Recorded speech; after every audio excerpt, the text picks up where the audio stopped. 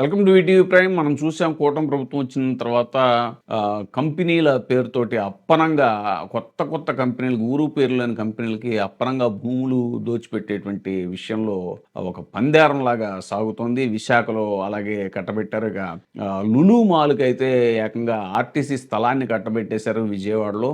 ఇక ఖరీదు భూముల విషయం కూడా మనకి తెలిసిందే. అప్పుడు జగన్మోహన్ రెడ్డి గారి టైంలో చేసిందయితే ఇంకేముంది అది ఇది అని అన్నారు గానీ, ఇప్పుడు మళ్ళీ అసలు అవసరం లేకుండానే వేల ఎకరాలు కట్టబెట్టే ప్రయత్నం చేశారు. ఇప్పుడు తాజాగా అనంతపురం జిల్లా గుంతకల్లు నియోజకవర్గంలోని గుత్తి, పామిడి మండలాల పరిధిలోని 5 గ్రామాల్లో సోలార్, విండ్ పవర్ ప్లాంట్లను రెన్యూ విక్రమ్ అనేటువంటి సంస్థ ఏర్పాటు చేస్తోంది. దీనికి లీజు పద్ధతిలో దళారుల చేత అధికార పార్టీ నేతలు బెదిరింపులతో భూసేకరణ జరుగుతోంది అన్న ఆరోపణలున్నాయి. ఈ నేపథ్యంలో ఆ భూములు పరిశీలించేందుకు ఏపీ రైతు సంఘం రాష్ట్ర కార్యదర్శి ప్రభాకర్ రెడ్డి, అలాగే జిల్లా కార్యదర్శి చంద్రశేఖర్ రెడ్డి, జిల్లా మండల నాయకులు బేతేపల్లి గ్రామాల్లో పర్యటనకు వెళ్లారు. అక్కడికి వెళ్లిన గుంతకల్లు ఎమ్మెల్యే అనుచరుడు ఫోన్లో ఎమ్మెల్యే గారు మాట్లాడుతారంటూ పర్యటనలో ఉన్న ప్రభాకర్ రెడ్డికి ఫోన్ ఇచ్చారు.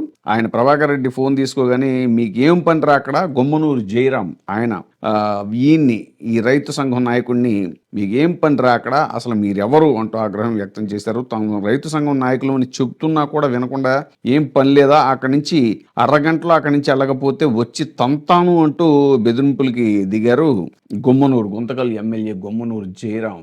మరి దీనికి కూటమి ప్రభుత్వం ఏం సమాధానం చెప్తుందో, అసలు పవన్ కళ్యాణ్ గారు అయితే మరి అసలు మాది చాలా బద్దమైనటువంటి పరిపాలన, ఇది జగన్మోహన్ రెడ్డి గారి టైంలో ఎవరైనా మాట్లాడాలంటే భయపడేవారు. ఇప్పుడు అసలు మేము సాఫ్ట్ టార్గెట్ ఇలా రకరకాలుగా మాట్లాడతారు. మొన్న వైశాఖలో ఆయన సేనాని సభల్లో అసలు కూటమి ప్రభుత్వం చాలా గతక ప్రభుత్వం అన్నట్టు, చాలా ప్రజాస్వామ్యయుతంగా పరిపాలించేది అన్నట్టు. మరి ఈ గుమ్మనూరు జయరాము ఇలాంటి ఎమ్మెల్యేలు చాలా మంది ఇప్పటికే చాలా వ్యాఖ్యలు చేశారు. ఎమ్మెల్యేలు ఇది ప్రవర్తిస్తున్నారు. మరి దీని మీద పవన్ కళ్యాణ్ గారు కూడా ఏమని స్పందిస్తారో వేచి చూడాలి అంటున్నారు రాజకీయ పరిశీలకులు.